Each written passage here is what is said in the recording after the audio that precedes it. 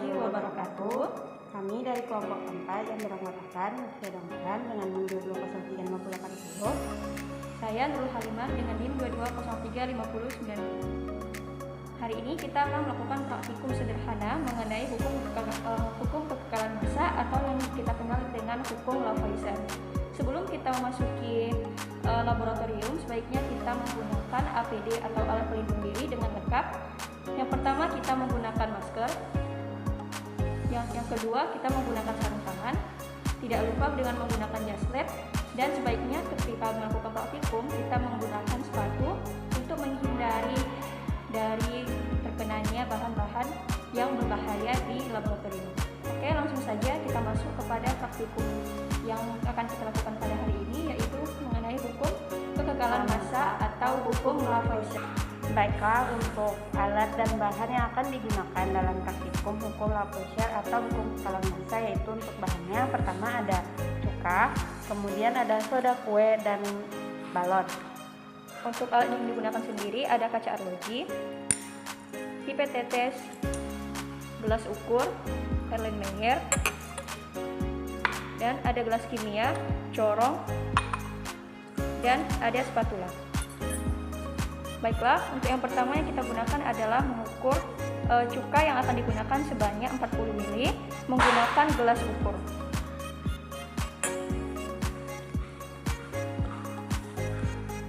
Kita gunakan corong di atas gelas ukur.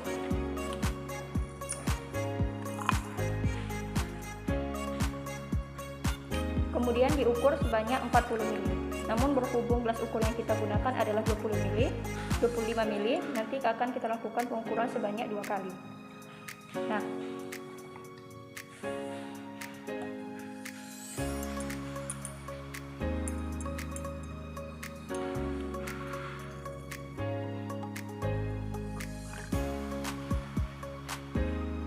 Erlenmeyer yang kita gunakan itu berukuran 100 ml. Nanti di sini pada ukuran paling bawah itu ada 40 ml.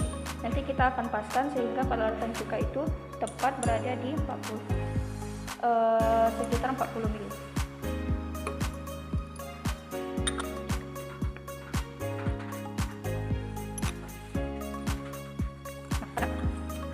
Mili yang kita gunakan adalah 40 ml. Tadi masih kita menggunakan 25 ml. Sekarang kita tambahkan sebanyak 15 ml lagi.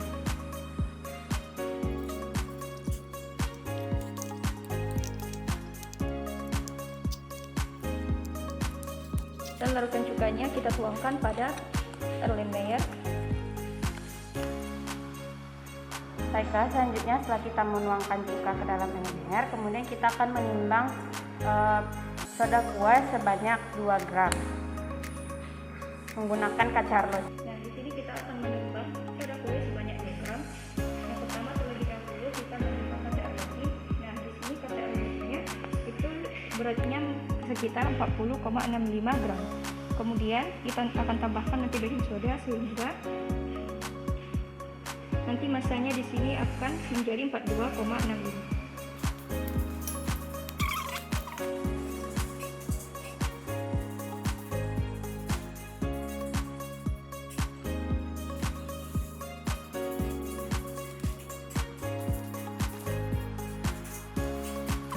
Gramnya sudah pas pada angka.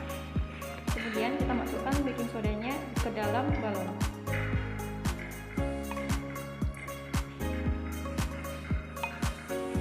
Masukkan secara hati-hati sehingga baking soda tidak ada yang tumpah.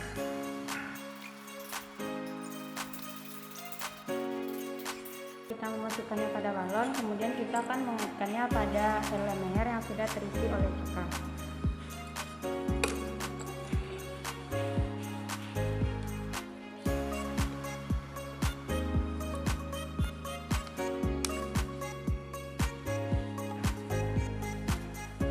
Setelah itu kita akan menimbang berapa berat dari balon dan Erlenmeyer yang berisi dengan cuka. Apakah nanti massanya sama setelah bereaksi dengan sebelum bereaksi. Selanjutnya kita melakukan penimbangan pada Erlenmeyer yang berisi cuka dengan balon yang berisi baking soda.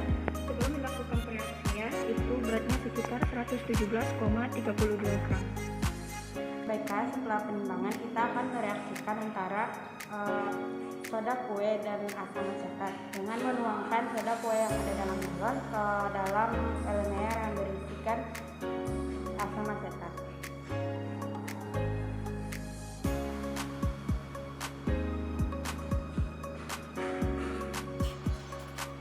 Nah, setelah melakukan pereaksian antara baking soda dengan asam asetat, nanti akan dihasilkan karbon dioksida, air, dan CH3COONA.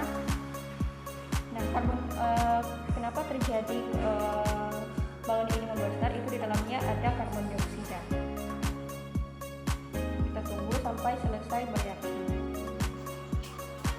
Setelah selesai bereaksi, kita akan menimbang kembali dan akan melihat berapa massa setelah pereaksian tersebut. Apakah sama antara massa yang sebelum bereaksi dengan massa yang bereaksi, yang menunjukkan kebenaran dari hukum Lavoisier tersebut. Reaksi antara baking soda dengan asam asetat. Nah, kita dapat melihat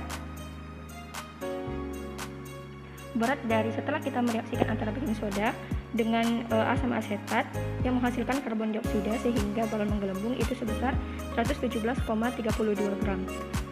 Nah, hal ini menunjukkan bahwa menunjukkan kebenaran dari hukum Lavoisier, di mana massa sebelum adalah sama dengan massa sesudah. Di mana sebelum kita mereaksikan antara baking soda dengan asam asetat itu sebesar 107,32 gram, dan massa setelah kita mereaksikan antara baking soda dengan asam asetat itu sama dengan massa sebesar 107,32 gram.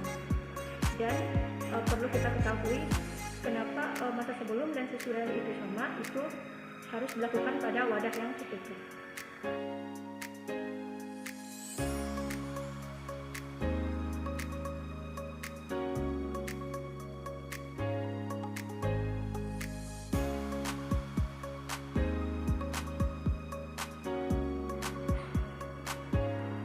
Baiklah, mungkin cukup sekian presentasi berbasis biochemistry yang dapat kami lakukan Mengenai hukum kekekalan massa atau yang kita kenal dengan hukum Lavoisier.